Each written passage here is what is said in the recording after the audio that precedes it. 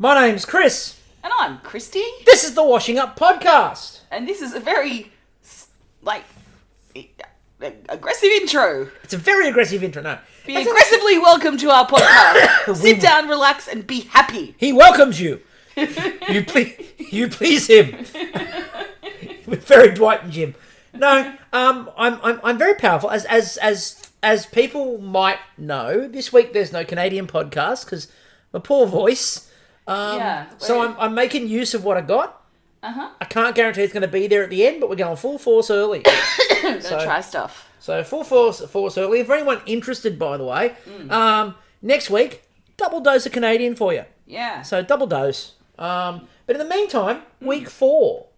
Yes. Week 4. And it's Biscuit week. It is. And the thing I love about Biscuit week is I watch it and I always want biscuits. Yep. And sure enough, today, I wanted biscuits. And thankfully, you'd acquired some biscuits for me. Exactly. So we had some biscuits. Arnott's Anzacs. Yep, we had some Anzacs. So, no Anzacs in this episode, however. No. It's an Anzac-free episode. People. Now, I decided that this episode, yes, I think the most important message that people need to have put out there, and look, it was on the risk it for the biscuit was on the game card this week. Yes, and Molly did it. Yes, and it was forced laughter from everybody. Yes, but I would I would much rather, however, yeah, we do something else. So I'm going to refer that everyone in this episode needed to go out on a limb for the cookie. Why? Because it's not risk it for the biscuit. It's go out on a limb for the cookie. But there's no pun in that. Like, you don't... No, but the pun is... biscuits. No, but even though we like puns... Yes. Risk it for the biscuit is really horrible. It is. No, it's not horrible. It's just being used a lot. Like, risk it for the biscuit was even better, and then that was the other week, and then, they bailed out of that one. So are we now an anti-pun podcast? We're not an anti-pun podcast. For me personally, I don't need to hear risk it for the biscuit every biscuit week.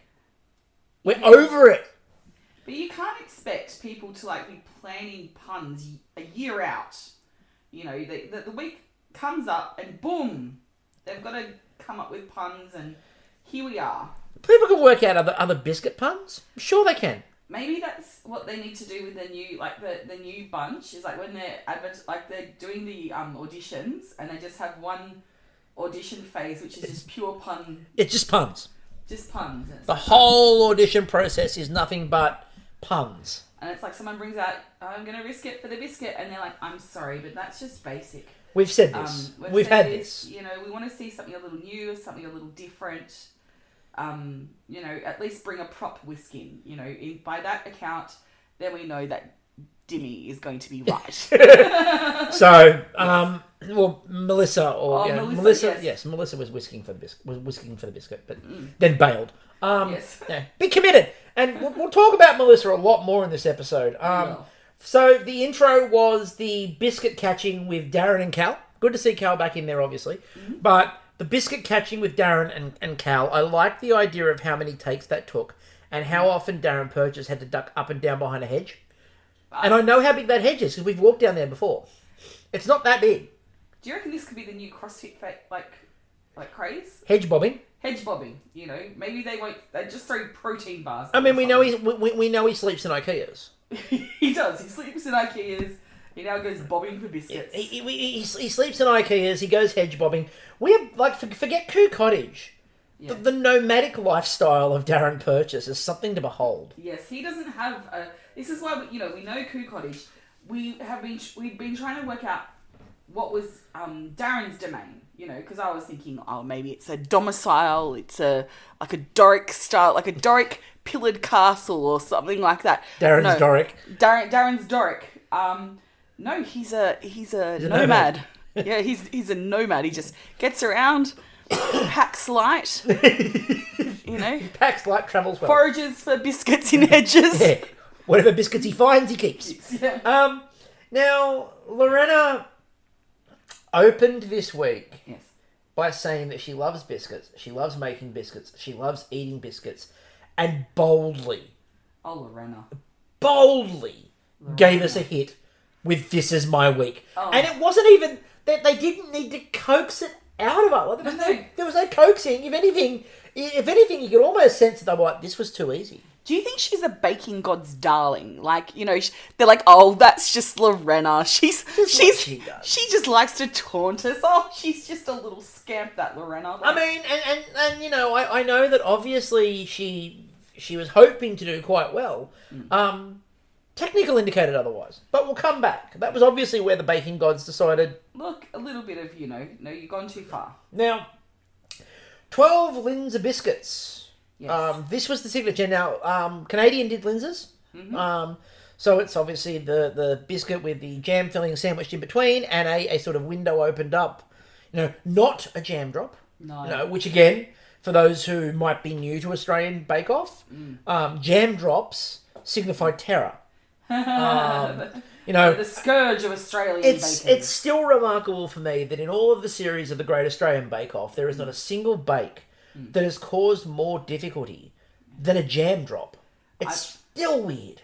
I believe they huddle around campfires late at night. They tell stories. Retelling the story of the great jam drop. I've talked to bakers from that season, and you mention the word jam drop, and their face just goes, what? No, I don't want to hear about it.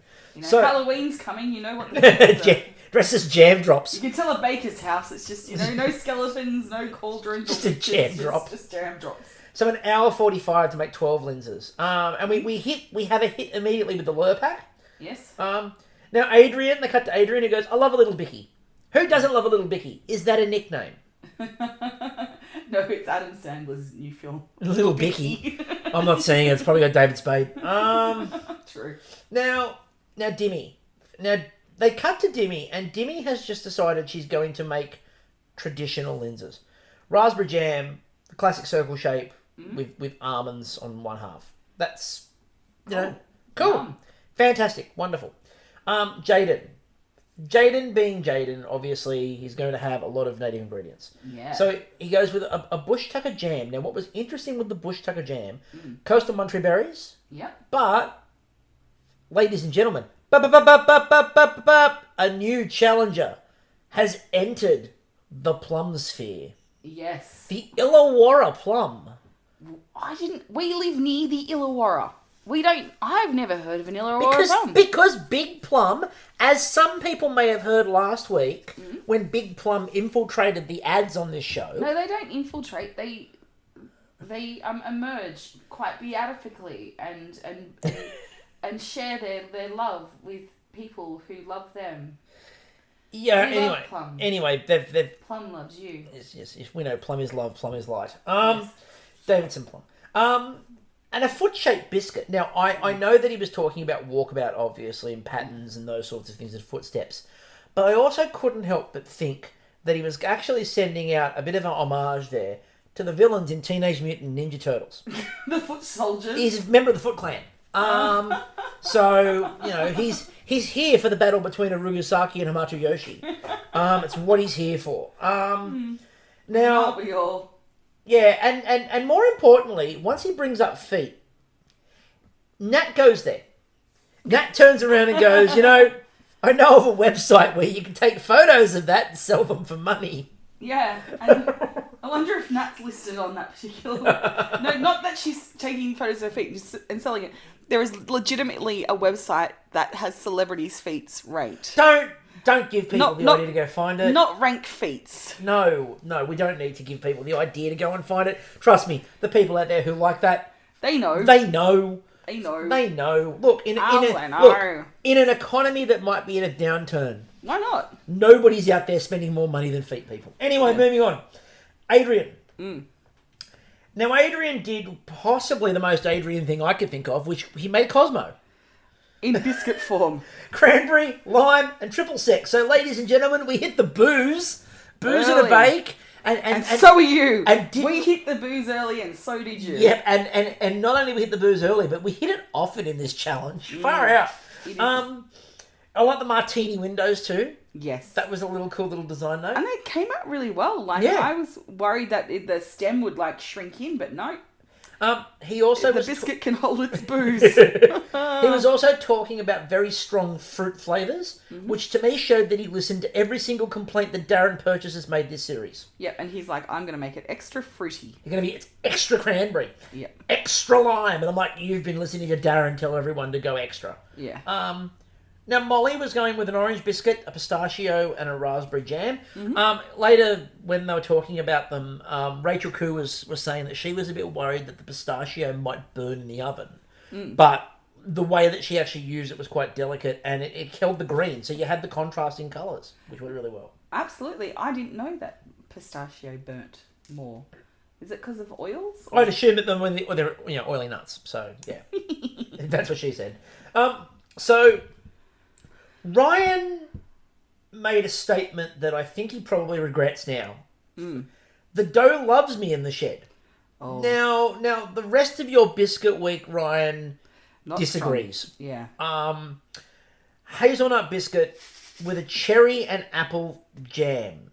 And Darren's general complaints of you need to up the flavour should have been ringing in his ears at this point in time.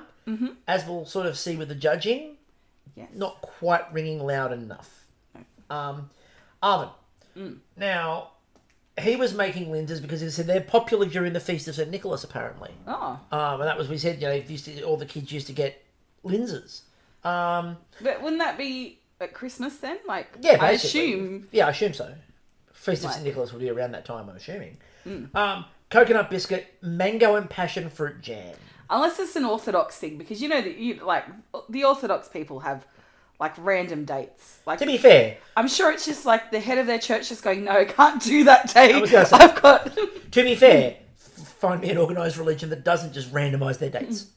Anyway, Mel.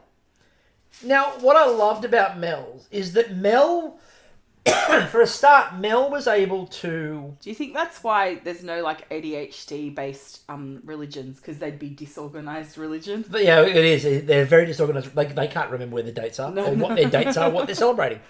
What are we doing? What, the calendar? What are we all doing next week? What do you mean next week? What is next week? We've booked that in for 3 weeks' time. It was a festival. Anyone remember what the fucking festival was about? Yeah. Does anyone order the banner?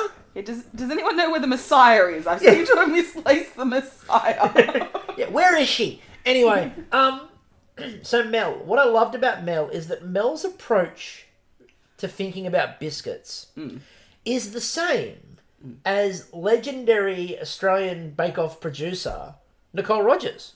Yes. She was like, I was thinking to myself, yeah, what do I want with a cup of tea?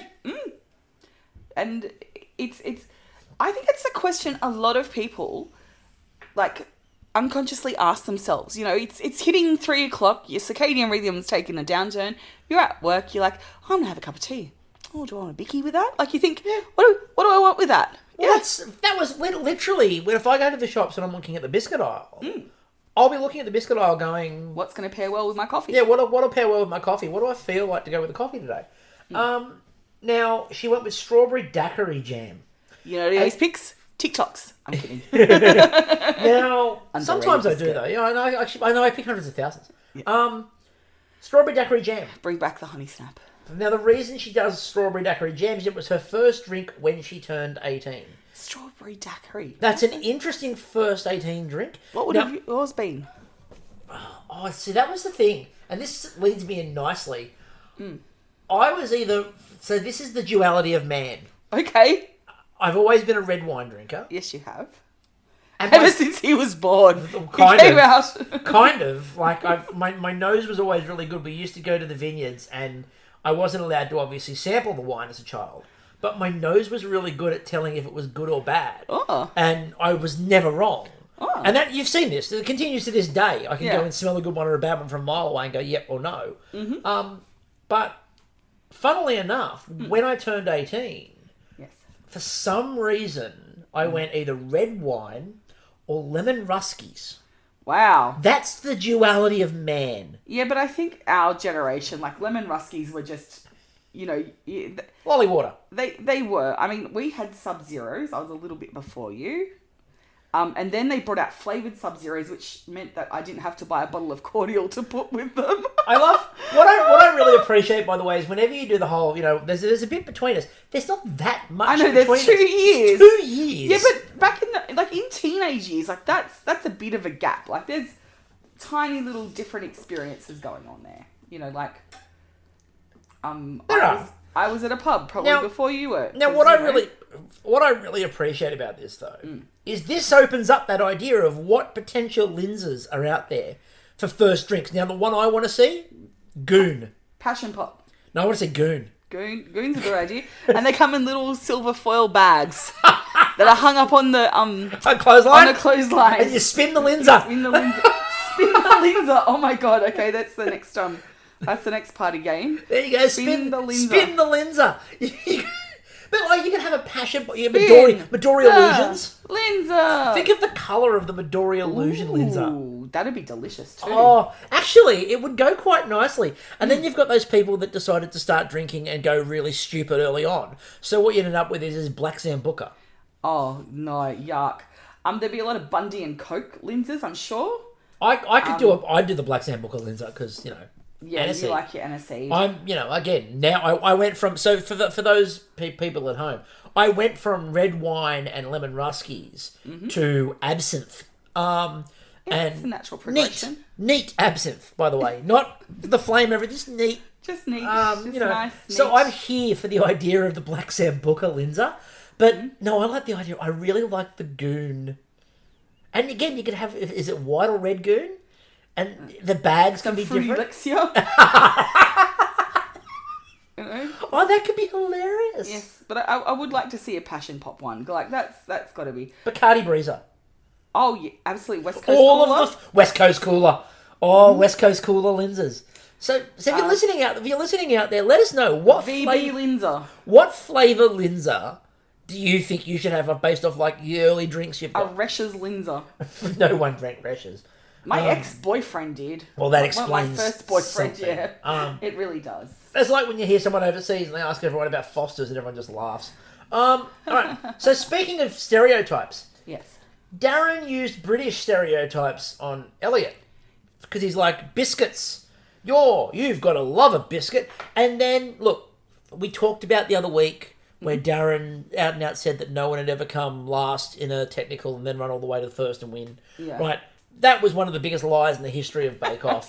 There have been other lies across the history and span of Bakeoff. Mm-hmm. And there is nothing I have believed less than Elliot has a Linzer biscuit every day. just a Linzer to keep the doctor away. There is not a single thing ever said on Bakeoff I believe less than that. And again, I've seen lies. Obvious lies. Obvious. And this is the thing I've got the problem with. I call bullshit. But that said, right, I can imagine in the 1930s that'd be a thing. A Linzer a day keeps the doctor away. How did he get the Linzers while he was the musical director on a cruise? Can't imagine they're mad for a Linzer. I reckon they would be. You just don't know with these cruise lines. Like, if they get a good deal on Linzer biscuits, they're going to stock up those babies, aren't they? Bulk Linzer. Bulk Linzer. All right, so it'll be an all-you-can-eat Linzer bar. So he went with hazelnut and cinnamon with a raspberry jam. If you get the platinum package, whoa, wake up to a whole Linzer. Like, you get your own private Linzer. The Linzer Suite. Yes. The Linzer Suite. Gummy Venus de Linzer. Anyway, hazelnut and cinnamon with a raspberry jam and cacao nib filling. And then Rachel turns around and goes, well, no pressure, but the hazelnut and cinnamon are the ones that my family in Austria make. No pressure. No pressure at all. Great. No.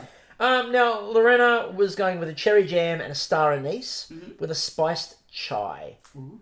That's the biscuit. And then a poinsettia for decoration. Mm-hmm. Now, Jason sort of continued a bit of his Peralta-ness, but I also thought that in this episode, Jason, at times, felt a little bit like Peralta Cyborg. He was Peralta the robot. Yes. Meet more. But in the power down mode. Because there were a couple of moments in this episode where they cut to Jason and they started like they were talking at him. And you just see Jason like, what the fuck are you on? And they start talking and he just go, yeah. Sure. Yeah. And then they cut. And this was the one. So they cut over there. They go, look at the pineapple. Do you know this pineapple? Well, Darren's like, smell this pineapple. Can you smell what's in this pan? Smell my pineapple. And Darren's like wafting at Rachel for this thing. And Jason is just looking. And they go, can you smell what's in the pan? And Jason's like looking at it almost like, yes, it's my pan. And he's just like, eh? And they cut. They just cut to the drawing and the voiceover from that. Pistachio and cardamom biscuits with a pineapple jam. Now, Jaden was frantically trying to freeze his biscuits at this point in time to cook properly. Everyone had started the piping. And Jaden's was still in the oven. Like started the piping. I'm just imagining Adrian pulling out some bagpipes. just a little you take Elliot the trying lower... to tune the singing. Yes. Was it Flower of Scotland? Or... Yes, Flower of Scotland. Now, Jaden was like, I'll get 5 to go. And they went 5 minutes. He takes them out. Molly comes flying over to help him. Mm-hmm. This happened a few times for Jaden. So Molly comes over. Jaden is not in the ballpark of finishing. Yeah. He's got like feet with about 3 lots of jam, but there's no tops on anything. And it's just... Look, he wasn't near. No, look, I don't think this is Jaden's wheelhouse, and that doesn't mean he's not a brilliant baker. Oh, no, we've said all the way through he's been really good. Exactly. He's wonderful with his flavours. I reckon you give that guy a day and he'll have some beautiful things out there ready to eat. Yeah. A few people had slight issues this week. So, the judging. Lorena, they said it was festive and inviting. The biscuit had a good crumble. The balance was right. They did want them a little bit neater, though. Elliot, they said they were very large, and they were about the size of your hand. They were huge. They were wagon wheel sized. Rachel thought they were well balanced, and Darren loved the flavour of the jam. Molly's, they said, looked beautiful. The biscuit was buttery. It worked really well with the raspberry. Darren did note, however, it was a slightly uneven bake, and then did the whole, but just turn the tray around halfway through. Yeah. Which you heard people listen, because in the technical, that was one of the things you heard. I think Adrian was the one who said, I'm going to rotate the trays. Rachel thought they looked cute. She did say the biscuit was crisp and needed a little bit less. Mm-hmm. Darren said he liked the amount of what was in there, the jam. But he said he thought he made a mistake by going cherry and apple because he couldn't really get the apple. He said you should have just done straight up cherry. Which I guess would make sense because apple can be quite a delicate. It can disappear. Especially with something like cherry, which is really strong. Now, Jason, they said, was a bit on the rough side. The cardamom was good, as was the pineapple. But know why? What? Because it's a cherry bomb. It was a cherry bomb, you're right. Sorry, a cherry bomb. Cherry bomb. They said, Jason's a bit on the rough side. The cardamom was good, as was the pineapple, but his time management needed to be a bit better. I did notice there was one biscuit on the front of Jason's tray that was just smashed. And they just said, it's a bit messy. It's like, that one's smashed. So, Melissa, looked great. The jam had a great consistency. Rachel said she wanted a little bit more rum. I don't know if that was in the bake or just that was a request. Could have been a request. Jaden, they said the nuttiness of the biscuit and the jam were great, but obviously he didn't finish. Adrian, baked evenly. The cutout was fantastic. They said it tasted like a Cosmo, which is a good idea. Well, you wouldn't want a picture of a beer on the front it to taste like, I don't know, I just can't even think wine spritzer. Yeah, white wine spritzer. Dimmy. Rachel loved the neatness. The biscuits were crunchy. Again, they said the same as what they said for Ryan. Mm-hmm. But then they made a comment where they said they'd be good in 2 days' time because of the jam, but there wasn't enough jam. And I did notice that was a little bit of a thing where Ryan's, they said, were overbaked, but needed needed more tartness. Dimmy's, they said, were overbaked, but will be good in 2 days' time because the jam will soften them. That was just a weird phrasing. I didn't understand. I didn't get what they were saying. Are we judging in 2 days' time? Look, I understand we want Bakeoff to be positive. But you can say things that don't work. But you can say things that don't work because you can deliver, feedback in a way that is tough on the problem and not on the person. And if the problem was if they were overbaked or a bit too dry, you just deliver it that way. I can't. It's one of the things I've noticed is that Bakeoff is the nicest show on television. Yeah. But it was the nicest show on television for all those years as well because they were honest, but not hurtful. Because it meant that when you did get the honest praise, you'd earned it. You'd earned it. Like, you know, we talk about the Hollywood handshake, and that became a bit overblown, but the gradation of feedback to bakers, because it was authentic, you know, it wasn't harsh. It wasn't like, this is, you know, you should just give up baking and, you know, get out of the tent right now. We've talked about this before, Yeah. but everyone talks about the idea about how lovely Maggie Beer was on the show. But we've talked about this before. When everyone goes, Matt would have been the nasty judge and Maggie was the mean judge. Maggie was cutting, but she did it in such a way where it was constructive and she wasn't bitter or nasty at anybody. Yeah. But if she didn't like something, you knew she didn't like it. She didn't say it was wonderful and sort of cowl it. So, but you knew she didn't like that or that element or whatever, but that had nothing to do with you. No, exactly. It was just that didn't quite work. You need to try this in the future. And again, it's you don't need to be not honest with your appraisal to be nice. Being honest in your appraisal is nice. So Arvin looked fantastic. The biscuit was great. Rachel noticed that the jam was really good with it too. Mm-hmm.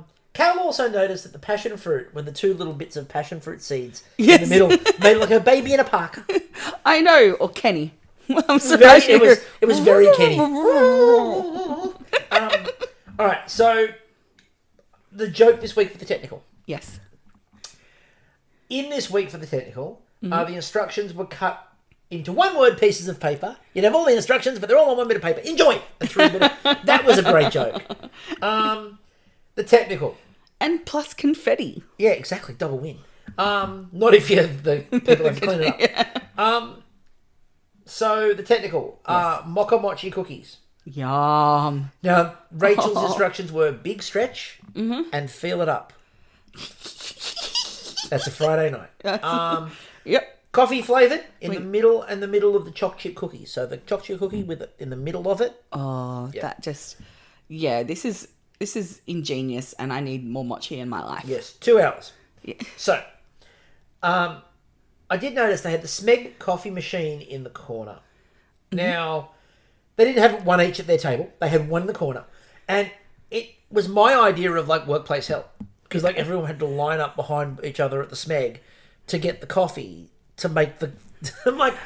No, give them more than one. Maybe there was just one barista there. Just one barista called Tristan in the corner calling out, a double shot espresso for Andrea. Andrea, are you here? Well, there's nobody called Andrea here. He just keeps on calling for Andrea for a good 45 minutes. This is a creme caramel latte for Melania? Melania? No, none of you. You know, and then again, as some people do know, like, the whole thing with Starbucks is apparently they deliberately misspell your name because people put the photos on social media and they see it as a form of advertising. Yeah. I have had every name under the sun that's not Chris. Well, my road trip name came about. Yes, it did. My friend and I were travelling down to Melbourne, which is a good 10.5 hours from Miscellaneous City. Yeah. Okay, we're going from one Miscellaneous City to another. It was 10.5 hours or more. And the first stop was, of course, for coffee. And we've pulled into this lovely little coffee place at a roadside, petrol place. And I've said my name, Kristie. Anyway, waiting around, Misty. And I'm like, oh, that's me. I'm Misty. So my misheard name is Misty, and my friend's misheard name, her lovely name is Shannon, is Helen. So Helen and Misty began to have adventures along the road. Helen and Misty had a great time. Yeah, we did. They asked Rachel about, what this is going to be like, and they said if under, the mochi will go into the dough. Mm-hmm. If the mochi's over, it becomes tough. And if you overwork the cookie, it gets doughy. Yeah. So, to which Lorena, when they come back to her, went, this is like science.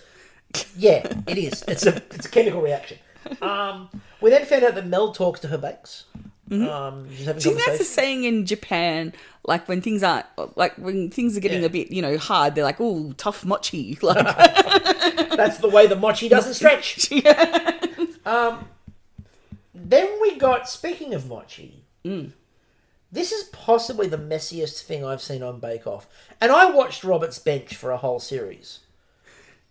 And this is the messiest thing I've ever seen. Look, it did look like...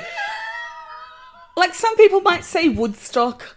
I would say it looks like a toddler has had an incident at 3 a.m. Yep.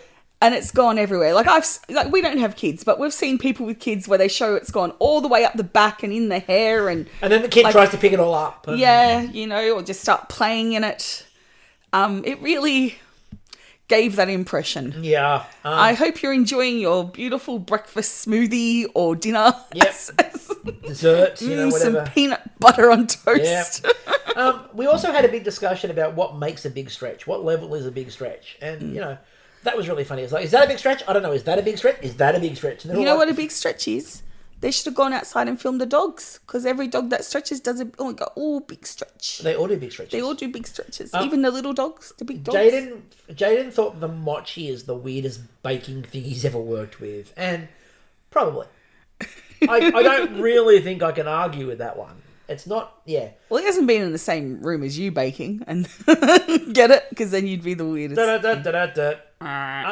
Now, at this point in time, forget the baking for a minute. We'll come back to the baking, but there was a far more important thing that was revealed here. And then they used the same cut 4 times in the episode after this. Yes. The bunting is held together with safety pins. Don't break the illusion. I'm not breaking the illusion. They put it on camera. I know. I'm not having a go at you. I'm having a go at them. It's like when we found out that the shed is actually a tent. Like, this just breaking the beautiful, reality that we have chosen to believe in. Soon they're going to show us that Rachel is actually just a bunch of butterflies, held together by the wish of a child in she doesn't come out Scandinavia. She doesn't come out here from Sweden every year. She just migrates. Yes. So she is the monarch. But the bunting is held together with a safety pin right in the middle of it. I'm like, you could have literally shot any other part of the bunting. Yes. Why did you choose the shot with the safety pin in the middle of it? I don't understand. Anyway, then everyone was sealing their cookies. Even Jaden was talking about, you've got to seal your cookie, although he didn't. But anyway, we'll come back to that. Jaden said that he was behind again, but then told everybody, it's okay, I have a plan. And if anybody can work out what that plan is, let us know. More importantly, let Jaden know what the plan was. Look, I feel like Jaden went a bit baldrick at this point. Kind of did. Having a cunning plan. Now, poor Elliot. Because Elliot was down there and he goes, this is where the only thing you can do is sing to your bakes. And then he sang one line about stretch in the middle. And that was it. And now my question mark is, did Elliot make that joke, not have a song, and then they told him he needed to sing? Well, did he have the song, but was worried about a copyright strike? Does someone else have a song about stretching in the middle? No. Here's the thing, right? So I got something from an insider and fellow diner. Ooh, a fellow diner. Yeah. He had a full operetta that he'd written about, stretching in the middle. And he was charging the rights to Foxtel to try and make it, and that's why there's only a small snippet in there. Oh, was this Mochi Magic? Yeah, Mochi Magic. Now everyone's were out, except Jaden's, but that's okay. It was part of the plan because Jaden said that they still weren't cooked yet, but that's okay. He was going to do it in 2 minutes because, as Jaden said, I can do a lot of things in 2 minutes. He finished. Just. Don't. I'm not. Everybody. Because I really like Jaden. And I'm not. Everybody at home is thinking it. We're not going to say it. Ladies. Judging. So, Mel, they said define chocolate chunks, golden, perfect stretch. The mochi had a powerful espresso flavour, very well sealed. Darren says they were cooked pretty well. I don't know why Darren decided to moderate his... This is amazing. This is one of the guys goes, it's cooked pretty well. You can... Again, before when we said You can criticise. You can also say it's good. Look, I think we need to give, like, I think Darren's just a genuinely nice person. He is, we know that. Yeah, we know Darren's a genuinely nice person who doesn't want to hurt anyone's feelings. And I think he's really, really lovely. And, like, it's like me, I'm not good at giving negative feedback unless it's on a podcast where They're really good, yeah. that are really good. But, you know, if I have to sit down face to face with someone and give them feedback, Yeah. you know, I think I would possibly be a little like Darren. So I think we need to send him to, like, I don't know, some kind of boot camp for being Tough. tough Tough but fair. Tough but fair. So Elliot, they said generous chocolate, not a bad pull. Who are we going to send him to? Who would run that Matt camp? Moran. Oh, yeah, he's got to go up to... Easy. Yeah, okay.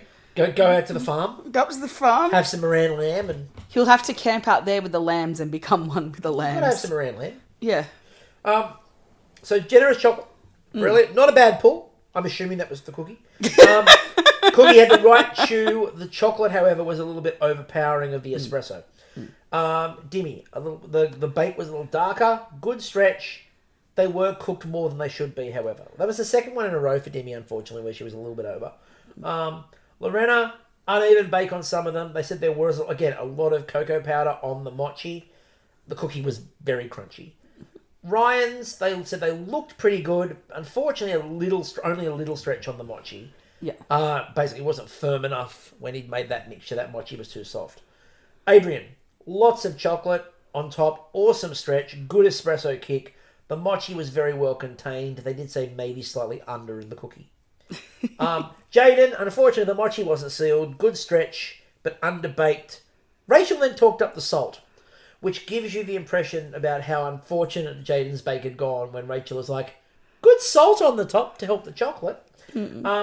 Jason's were golden brown. They said he did, however, overcook the mochi, and the mochi was very compact in the middle. Yeah. Arvin, golden outside, wonderful definition between cookie and mochi. They did say his mochi was slightly softer. And Molly's had a good stretch. Darren loved the cookie dough. Rachel liked the stretch, but thought there was less cocoa powder needed.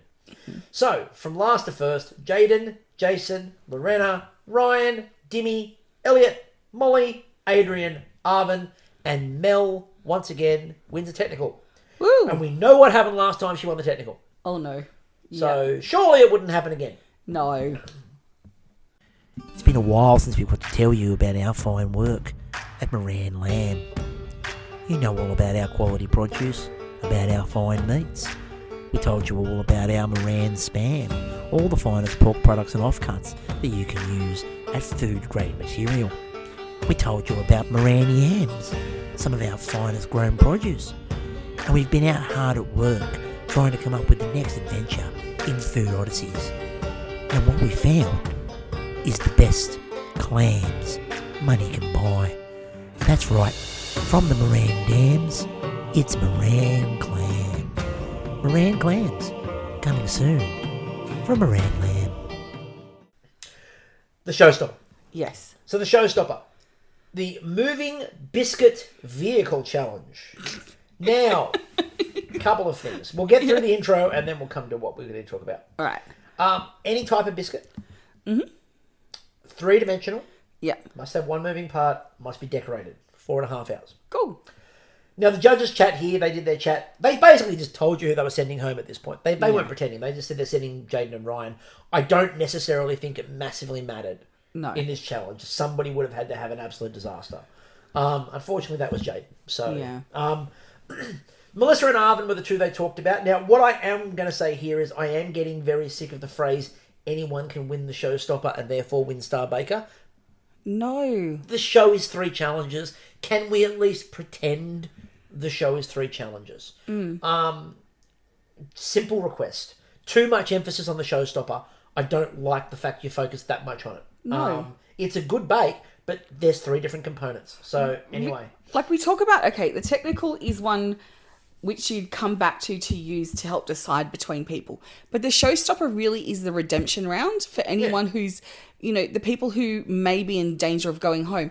The showstopper is a chance for them to be redeemed and for the the potential star bakers to over excel. And they test, they as we've said before, the challenges test 3 elements. Yeah. The signature is, it's a similar bake. Yep. So everyone make Linzers. Now you can pick your own flavours and stuff like that, you make your own twist on it, but you're all making the base same thing. Yep, and it's about flavour and uniformity. Yep. With the technical, it's about your understanding of how baking works. Yes. And your understanding of process. And the showstopper is about coming up with something about creativity, is about that design, is about making something grand and putting flavour through that. Yeah, like delicious and nutritious for the eyes. All of these challenges serve a purpose. I don't like when any one of them is the focus. And the showstopper is a really big focus at the moment. Mm-hmm. Now, we're going to get into what everyone made.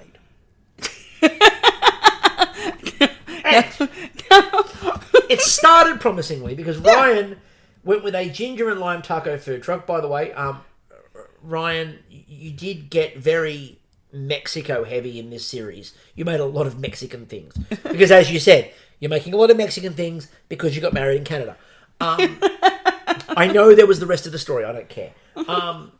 So royal icing, ginger brandy snap tacos, and ginger and lime with the food truck, and the moving element was wheels. Cool. Now, what I liked about this was Ryan told us what he was making in terms of the cookie. This is a baking show. I'd like to point that out when we get to the next bunch of people who at no point did anybody on Bakeoff tell us what the fuck the cookie was. No, we got comments about what the shape was. Fondant and icing. We did not find out what the biscuit... For some of them, the judging. They turned around, for example, Dimmy, African safari truck. Zebra and leopard fondant. The moving part was the wheels. That's literally what they said. No mention of what the biscuit was. Yeah. Molly, pink ute with raspberry fondant and the moving element of the boot hinge. Now, we'll talk about the boot hinge in a minute, but I didn't find out what Molly's biscuits were until the judging, when they said, I really like the flavour of blah, blah. And they went, oh, that's what it was. Okay, somebody in production, and this is now a production conversation. The care. We've mentioned the word before, care. This is a baking show. Tell us what they're baking. What is it's a biscuit week. It wasn't fondant week. It wasn't construction week. It's biscuit week. Tell us what the fuck the biscuit was. That's what we're here for.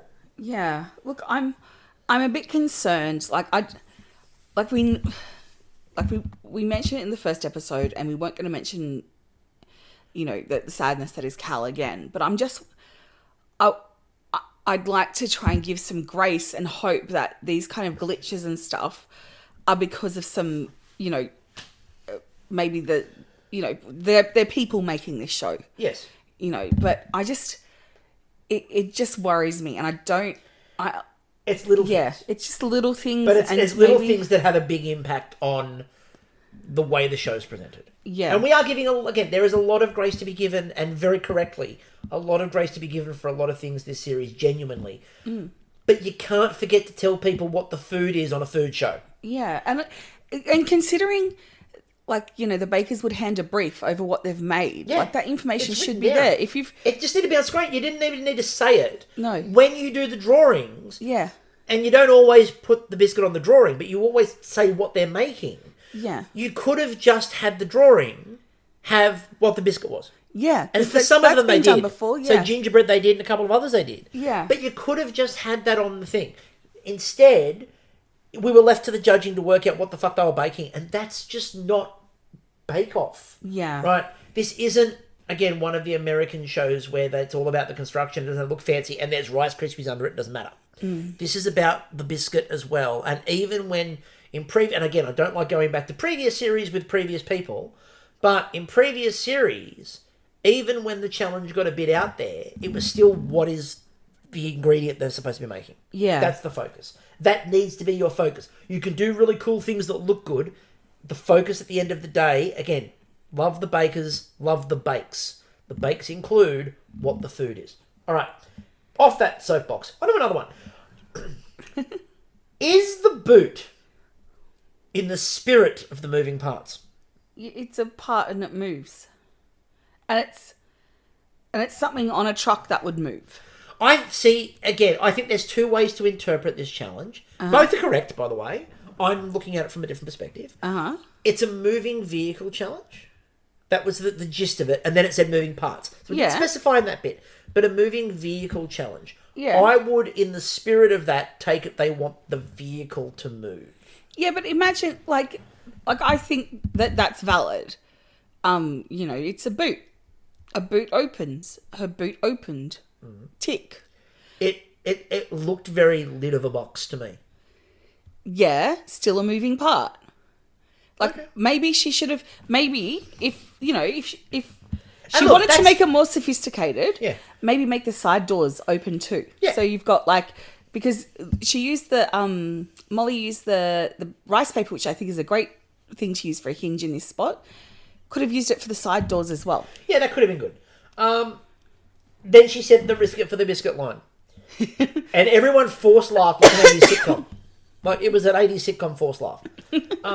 Now, Jason made a UFO with silver fondant, LED landing lights, and the moving element was a drop-down hatch.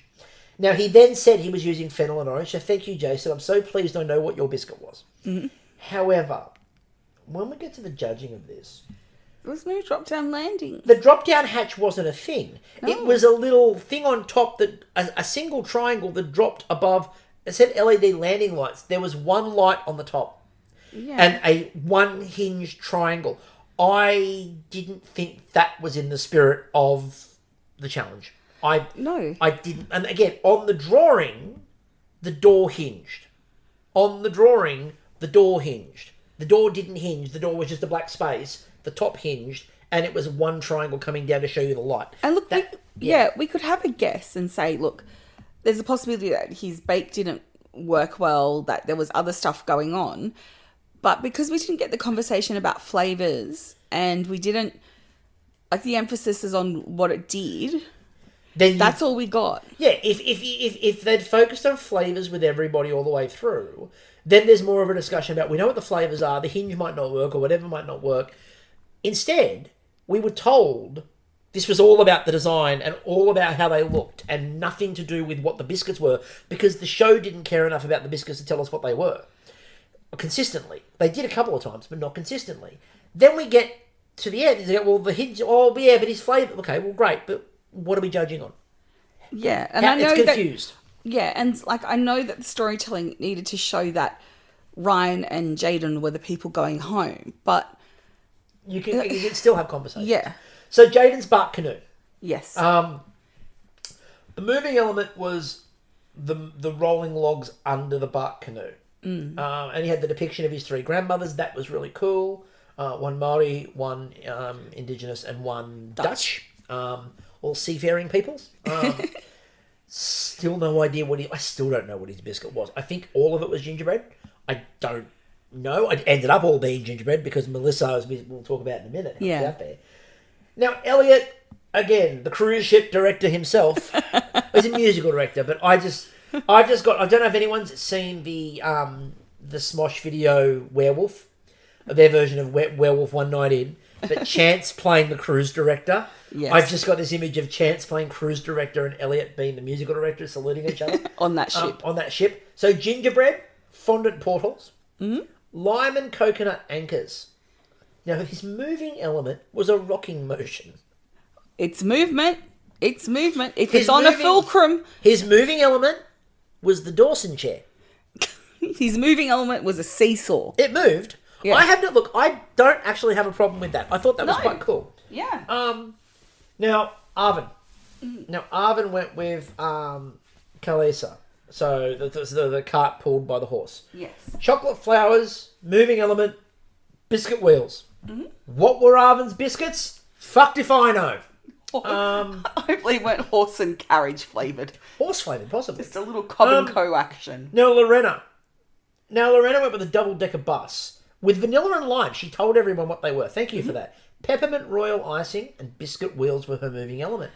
My only fault here, Lorena, is that you didn't have a little Meatloaf driving and a little Alan Cumming, and then the Spice Girls running up the side. Yeah, like there was a perfect chance the Spice would. And I know you said that your father was a bus driver, and next time you'll put him in. You should have put Meatloaf in there for now. First, yeah. I mean, look, you had some of the elements, and I suppose 2 out of 3 ain't bad. Thank you. Thank you. Melissa, she went with the Viking Longship. Now, peppercake biscuit, chocolate coating, the moving element. Now, first of all, she did have wheels on the Longship, which is accurate. They had wheels to move it to the water. Wheels on the Longship go round. However, the moving element was the ship. Yeah. Which was going to be chocolate coated to create a seal so it would float. Fuck yeah. That is genius. And made me forgive her for the historically inaccurate Viking helmets. They didn't have horns. No, they didn't have horns. Then Adrian, who went with roller skates, he had the brand new pair. I don't know who had the brand new key, but he had the brand new pair of roller skates. Again, they were fondant. That was cool. Fondant covered. Yeah. The moving element was the skate wheels. I still don't know what Adrian's biscuit was. No. I have no idea. No. Now Nat and Cal were both over at Jason's desk doing alien voices. But my concern was with the way they put the tinfoil on their head, they look more like Hershey's Kisses. And so I just thought they are sweet on the inside. I just thought they were like Hershey's Kisses that came to life. Yeah. Well, look, that was their real voices, you know. Yeah, like, accurate. Yeah. Ryan, they put on human voices. Ryan's caramel wasn't working. And when you say Ryan's caramel wasn't working, he made 3 batches. Wow. And took them all to temperature, and not one of them held. Wow. And you can see by the time they cut back to him and he goes, I've made 3 batches all at temperature, he had a look of a man who was defeated. Yeah. He knew at that point he was stuffed. Now the next bit here is possibly what I would consider to be one of the most generous things I've seen in Bakeoff. Jaden opens the oven. Yeah. And he's just got sludge. Yeah. It didn't bake. No. And Mel just goes, "Where's your boat?" He goes, "I don't have a boat." And she goes, "You're going to have a boat. I've got some leftover gingerbread." Yeah. Gave him the leftover gingerbread. She goes, "You'll have a boat. Even if it's a small boat, you're going to have a boat." Yeah. Right. I appreciated the fact that Mel was just like, look, everyone knew that Jaden was going home. Yeah. But Mel was just like, you are going to finish this challenge. And I'm like, I just absolutely love that. Everyone in this episode helped Jaden out as much as they could. Yeah, like seeing Molly help him out with the technical at the beginning. With the signature, She's like, "I'm so sorry." Like, it was just, you know. And Jaden was like, Jaden knew. He was fine. And then Ryan's caramel finally worked. But unfortunately, it worked a bit too late. And as he said later on, he goes, the van's got a couple of flats. Look, the wheels moved off the van. They did. So, Elliot, they said it looked fun, it rocked on a pivot. Darren pointed out that it was joined well and mentioned precision in construction. There was an issue with the long shot. It was a bit rougher up the top. But that was just more what Darren said about perfection in construction and the camera showing something else. But inside, I agree, because what he did was he put the caramel on that inside as like a layer on the inside. Yeah. And it fused the base of the ship. So that bit was well put together. Rachel loved the coconut and the lime. Now, Jason, they said it had a good crunch and was well baked. The moving part was a bit small. That was all they said. Okay. What I think he should have pivoted to is not go, oh, I'll just do the little triangle to open. Turn it into the Death Star. Make a little Millennium Falcon and make a groove through the cookie, right? And maybe some string that when you pull on it, the Millennium Falcon is like chasing down like fucking Darth Vader. Like just, you know, like sure, you could have like a TIE fighter there with little Luke and just have a TIE fighter, and what you do is you put the TIE fighter on a string. Yeah. Right? And you run from one end of the shed to the other and you pull the string through it. Yes. And it just breaks it in pieces. Just 2 red balls of fondant that are fired into like a hole. Yeah. And then something goes boomba. I've got the other way you could have done it. Actually, no, it needs to be quiet. You know the other thing he could have done? What? The other thing he could have done Yes. was he could have just gone and got a tennis ball, painted the tennis ball like the Death Star, quickly painted The round the things look like UFO. Alderaan. Yeah, and throw the tennis ball at Alderaan. And moving element, No Alderaan's more. destruction. No more Senator Exactly. Organa. Goodbye. So, they said, though, the biscuit was well balanced. Lorena, good design. It moved on its wheels. The peppermint was well used. The royal icing was also a really good call. Yeah. Jaden, they said he was missing the moving part. That was very generous. They said his gingerbread, which they had in the figures, that worked really well, though. Unfortunately, the timing just obviously failed him. Yeah. Now, Melissa.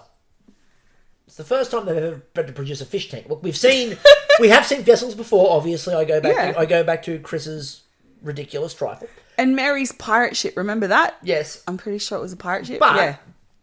we had the tank, and they put it in there, and it floated perfectly. Fuck yeah, science. That was science, so good. Melissa. Then they said the flavour of the pepper kake was well spiced. Yeah. And Darren said the chocolate, even though it was like over both sides, wasn't too thick, didn't detract from the biscuit, and everything balanced absolutely beautifully. Yeah, I honestly thought between that, the fact that she did all those Viking helmets and everything else should have killed it. We'll talk about that in a minute. Arvin, they said there was good precise detail, the wheels moved, the rosemary, hazelnut and white chocolate. They were his flavour, by the way. Yeah. Rosemary, hazelnut and white chocolate, who knew? Butter, and they said they were very buttery and very nice texture. But what they didn't show was him making the chocolate flowers. No. Which looked amazing. I thought they were real flowers that he just bunged on there, but no.